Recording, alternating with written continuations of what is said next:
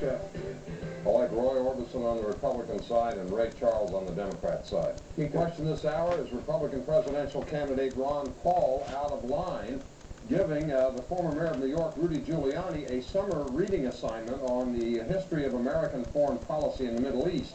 Ed writes from Texas, not at all. If Mr. Giuliani believes Iraq's the central front in the war on terror, he should spend more time studying our enemy and less time profiting from the events of 9/11.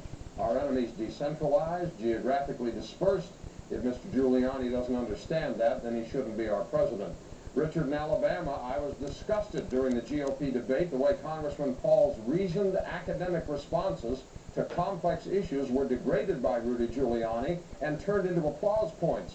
Paul was using his brain when he asked us to review our policies in the Middle East and how they affect the Muslim world.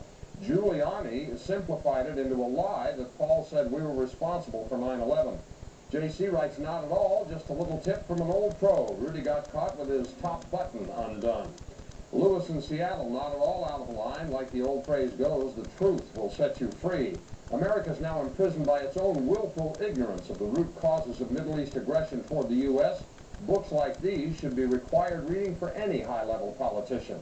Jeremy in California, Giuliani's response to Paul and the subsequent applause by the audience just goes to prove how ignorant and arrogant we are here.